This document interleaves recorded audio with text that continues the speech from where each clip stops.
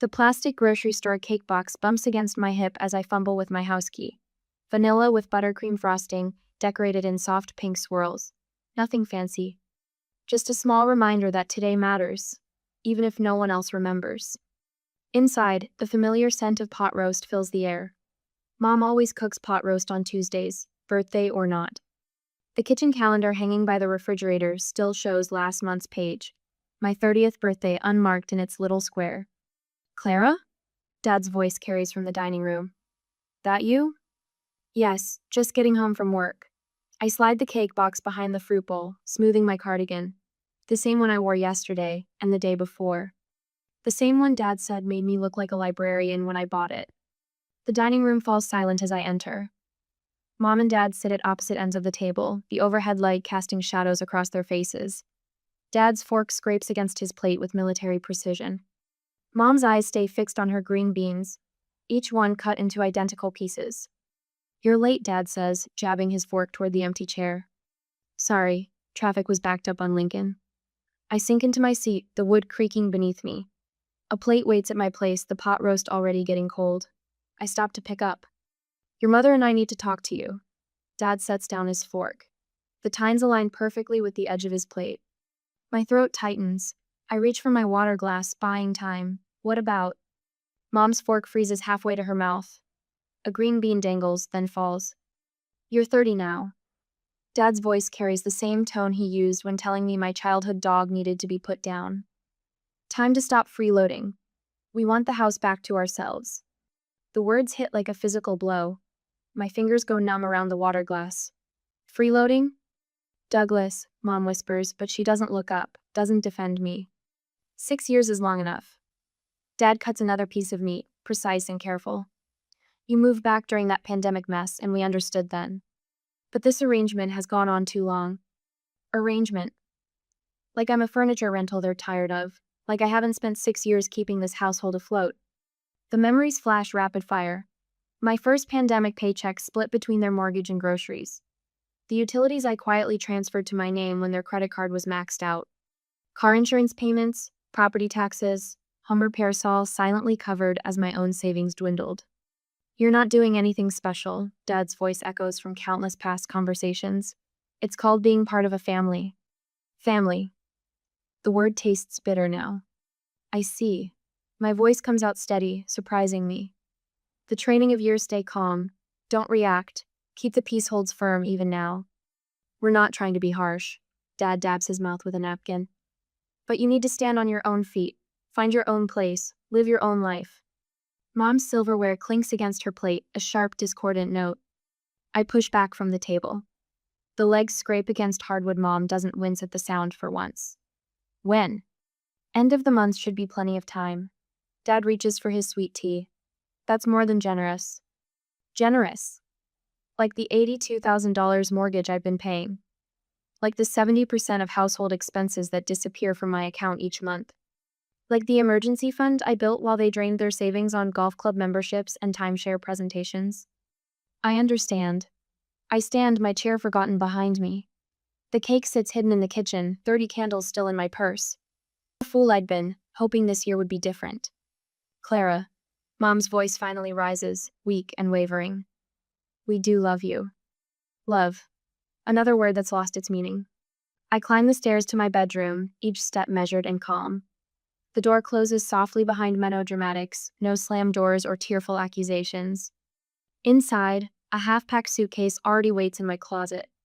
Some part of me has known this day was coming, has been preparing for it through every dismissive comment, every financial drain, every moment my generosity was rewritten as obligation.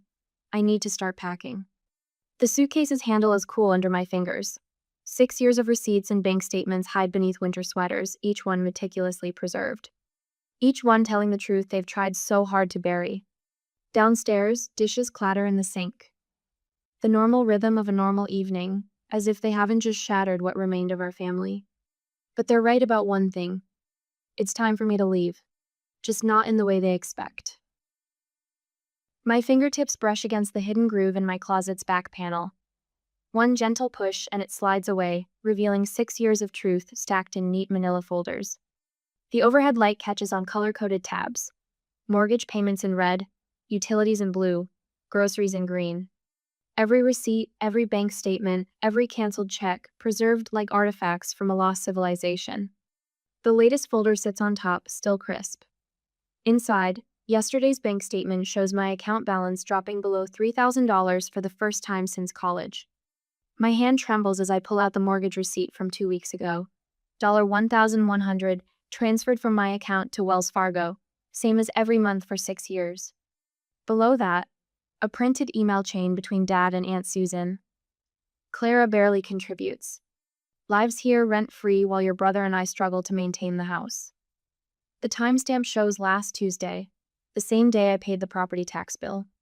Barely contributes. The words burn in my throat as I spread the papers across my bedroom floor. Bank statements fan out like fallen leaves, each one telling its own story. My savings account dropping from $45,000 to $2,800. Their accounts growing by almost the same amount. Every mortgage payment, every utility bill, every grocery receipt forming a paper trail of their betrayal. My phone buzzes. Another message from Mom about my teenage tantrum. I silence it without looking. The evidence wall demands my attention. 6 years of financial history organized with the precision Dad taught me as a child. Always keep your records straight, Clara. You never know when you'll need proof. He taught me too well. A post-it note marks the document that broke my heart last month. Dad's country club membership renewal. $5,000 while I ate ramen for lunch. The paper crinkles under my fingers as I add it to the wall. My laptop screen glows with pending transactions. Each website feels like a small victory. Click. Utility autopay canceled. Click. Netflix unlinked. Click. Car insurance policy split. The shared emergency fund, $13,200 of mostly my money freezes with one final click. My finger hovers over the confirm button. In my mind, I hear Dad's voice. Family takes care of family. But whose family was I taking care of? The one that remembered my birthday? Or the one that called me a freeloader on the same day? Click. The first text arrives within minutes. Mom, internet's not working. Fix it. Then Dad. Car insurance warning on my phone. What did you do? I let them pile up, focusing instead on the final printout in my hands. A bank statement from 2020, my first pandemic-era payment, back when I believed in family obligation. Back when I thought sacrifice meant something. A message breaks through the silence. Not from my parents, but Uncle Jerry. I know what you've been doing all these years. They're wrong. Call me if you need anything. My throat tightens. One ally in a family of accusers. One voice of truth among the lies. The sun sets outside my window as I finish organizing the wall. Each document tells part of the story. The mortgage payments that kept their house. The utilities that kept their lights on. The groceries that kept their fridge full. And beneath it all, the steady drain of my own future slipping away. Dad's footsteps creak on the stairs. Clara? The Visa card's declining at Kroger. I stay silent, adding the final piece to my wall. A receipt from the grocery store. One small vanilla cake. 30 unlit candles, a celebration that never happened. The doorknob rattles. I don't answer. Your mother needs her shows. What's wrong with the internet? What's wrong is 6 years of unspoken truth. What's wrong is $82,000 worth of mortgage payments they called bare minimum. What's wrong is watching my savings vanish while they joined golf clubs and timeshares. What's wrong is it took me 30 years to say no.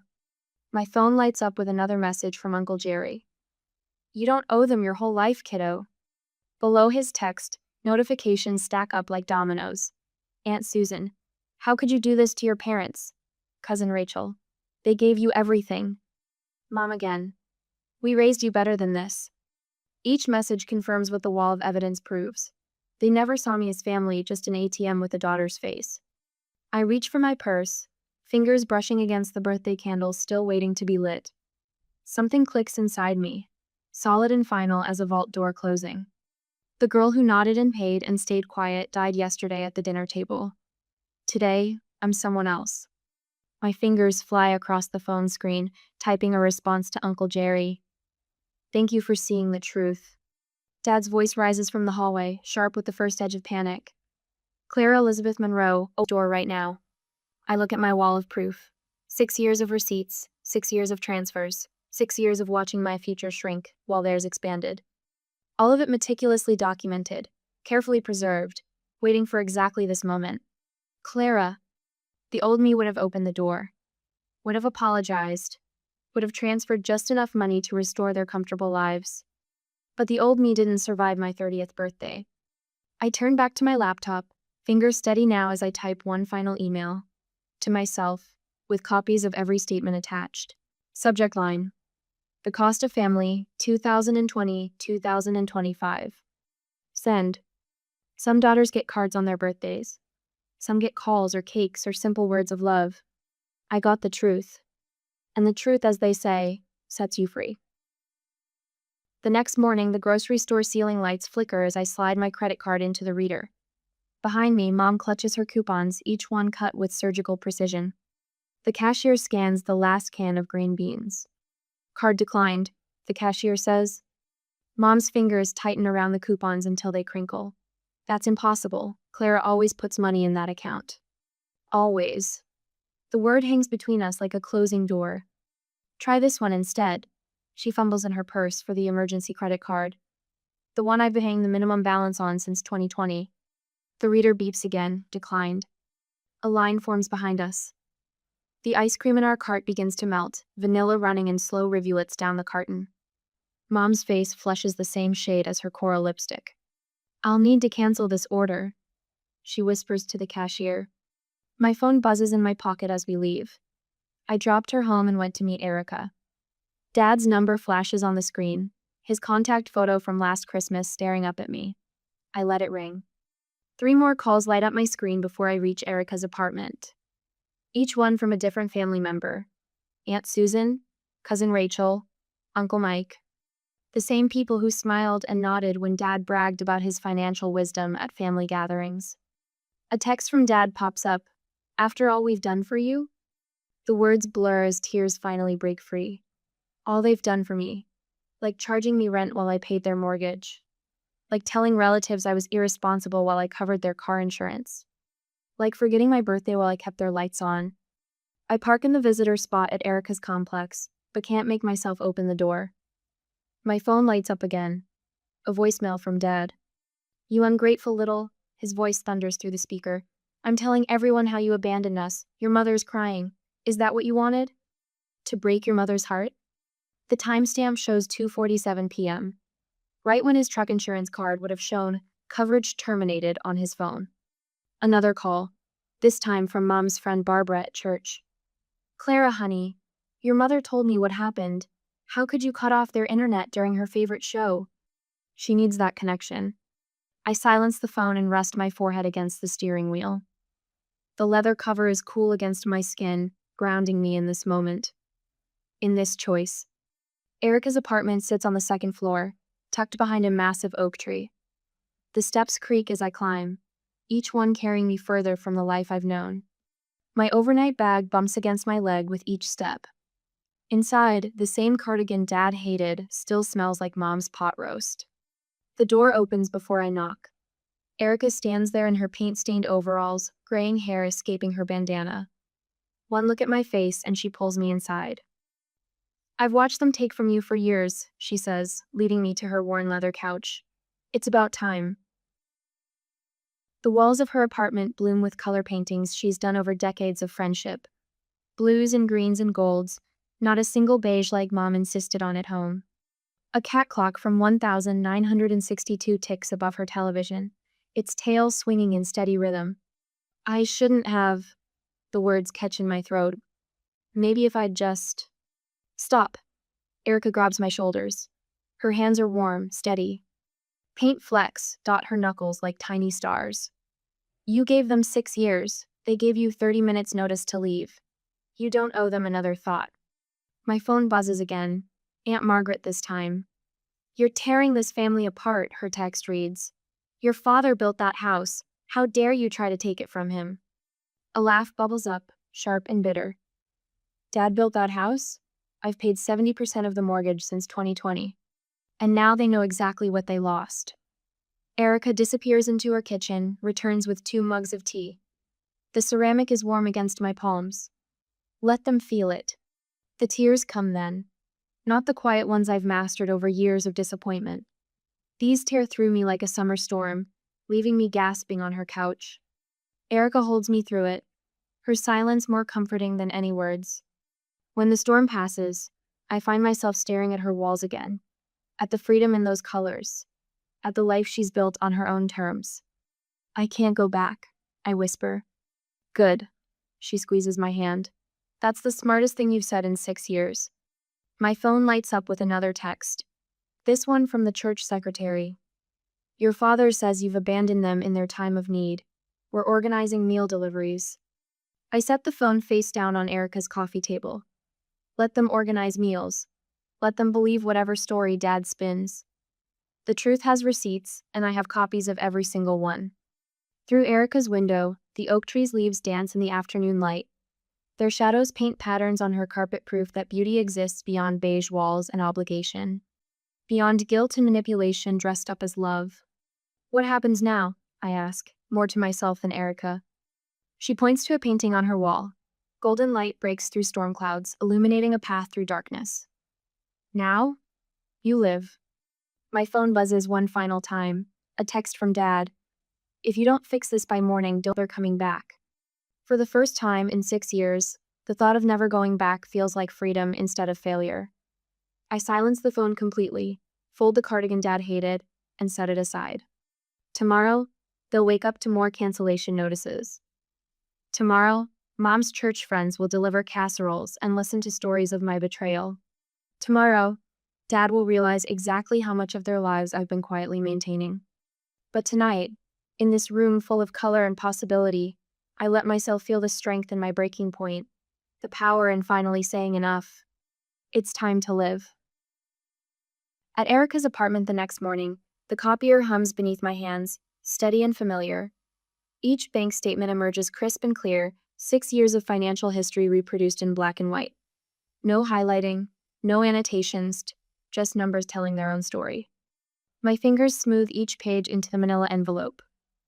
Mortgage statements, utility bills, property tax payments.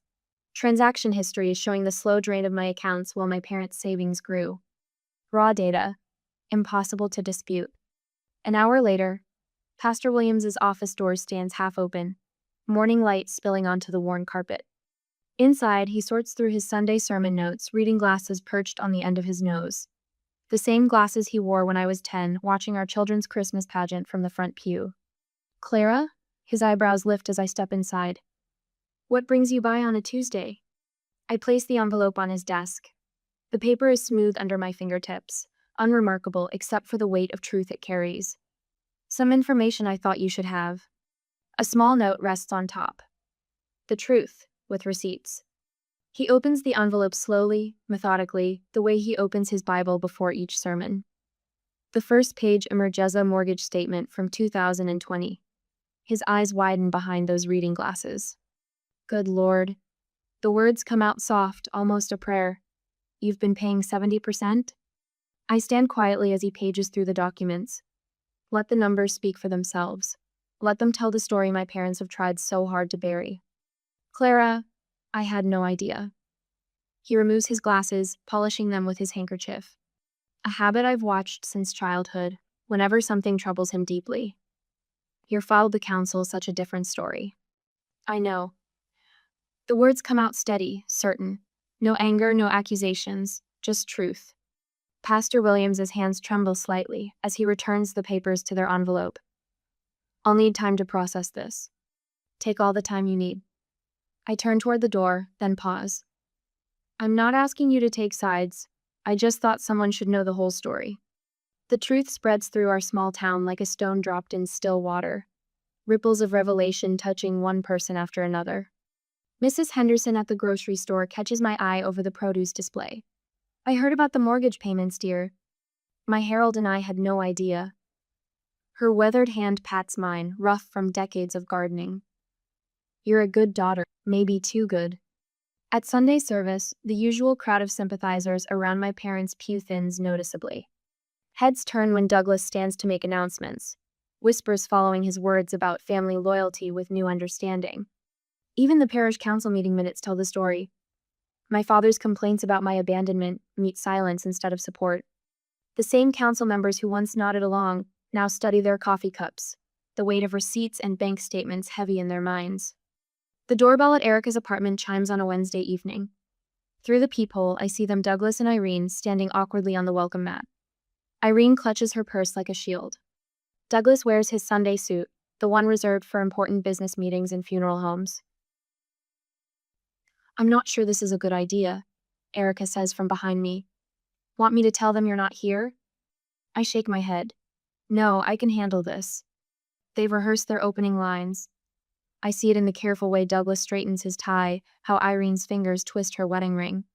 The same preparations they made before asking the bank for loan extensions, before convincing relatives to invest in Douglas's failed business ventures.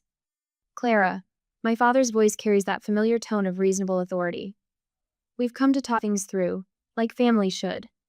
I leave the security chain latched, speaking through the narrow gap. I'm listening. This situation has gotten out of hand. He glances at the neighboring apartments, lowers his voice. These stories spreading around town, the damage to her reputation. You mean the truth spreading around town, I correct quietly. We're willing to forgive your emotional reaction. Douglas straightens, a businessman preparing his final offer. But we need you to release the emergency fund. Immediately. The old fear flutters in my chest, the urge to give in, to keep peace at any cost. But it fades quickly, replaced by a calm certainty. I've given enough. If you force our hand, Douglas's voice hardens, we'll have no choice but to tell everyone. Tell them what? The words come out gentle, almost curious. That I paid 70% of your mortgage? That I covered the property taxes while you joined the country club? That I drained my savings to keep you afloat while you called me a freeloader? Irene flinches. Douglas's face reddens. Everyone already knows. I meet their eyes through the gap. I didn't have to say a word, the numbers spoke for themselves. My phone buzzes later that night, their numbers flashing on the screen. Once, twice, 3 times. Each call easier to decline than the last. In Erica's spare room, I stretch out on the futon that's become my temporary bed. The weight of financial obligations no longer presses on my chest. No mortgage payments to calculate, no utility bills to juggle, no constant mental math to ensure their comfort. For the first time in 6 years, I breathe freely. The truth is out there, carved in the bedrock of bank statements and payment records. Not through drama or accusations, but through the quiet power of undeniable facts. My finger hovers over the phone as it lights up again. Douglas's number. I press decline and turn out the light. Some battles are won not with shouting, but with silence. Some victories come not from what you say, but from what you finally stop saying yes to. Tomorrow, they'll try again. But tonight, in this quiet room, I am finally free. Uncle Jerry's voice cuts through the murmur of family voices in Aunt Patricia's living room 3 days later. I've seen the bank statements. Leave her alone. My coffee cup freezes halfway to my lips. Across the antique coffee table, Douglas's face flushes crimson. The annual Monroe family gathering stretches into uncomfortable silence as 30 pairs of eyes dart between us. Now Jerry, Douglas starts, his hands spread wide in that familiar placating gesture. You don't understand the whole situation. 6 years of mortgage statements. Uncle Jerry pulls a manila folder from beside his armchair. Utility bills, property taxes, all with Clara's name on them. Papers rustle as he opens the folder. Want me to start reading the numbers? Aunt Patricia's crystal wind chimes tinkle softly through the window. A clock ticks somewhere in the silence. I set my coffee cup down with a quiet clink. This is a private family matter, Douglas says, his voice carrying that dangerous edge I remember from childhood arguments. We are family. Uncle Jerry's weathered hands smooth the papers. That's why I'm speaking up. Someone needs to tell the truth about what you've done to your daughter. Irene stands abruptly, her cardigan clutched tight around her shoulders. Douglas, we should go. But the damage is done. I watch realization dawn on my relatives' faces as they process Uncle Jerry's words. Cousin Sarah's mouth forms a small O of understanding. Great Aunt Martha shakes her head slowly, her arthritis-twisted fingers gripping her cane tighter. 70% of the mortgage, Uncle Jerry continues, ignoring Irene's attempt at escape. Every month for 6 years. while you told everyone she was financially irresponsible. Douglas grabs his car keys from the side table. The brass bowl they land and rattles against the wood. We're not discussing this here. They flee. The front door closes behind them with a decisive click. In their wake, the room fills with whispers and sideways glances. Uncle Jerry catches my eye and nods once. I return the gesture, gratitude tightening my throat. A month later, I park in front of my old house. The lawn needs mowing. Dead petunias droop in the window boxes Irene used to tend obsessively. The screens on the front windows hang slightly askew, and paint peels around the doorframe. Douglas opens the door before I knock. His polo shirt hangs loose around his shoulders. Clara. He steps back, a movement that might look like welcome to someone who didn't know better. Bills cover the kitchen table where we used to eat Tuesday pot roast. Late notices with red stamps peek out from beneath utility statements. Irene sits in her usual chair, a calculator and checkbook in front of her. We need to talk about the house payment, Douglas says. The authority in his voice sounds hollow now. We might lose the house. I pull out a chair, noting how Irene flinches at the scraping sound. You still have 30% of the mortgage to pay. My voice stays steady. Exactly your share. But that's not, Douglas stops, swallows. We're your parents. Yes. I place a thick folder on the table.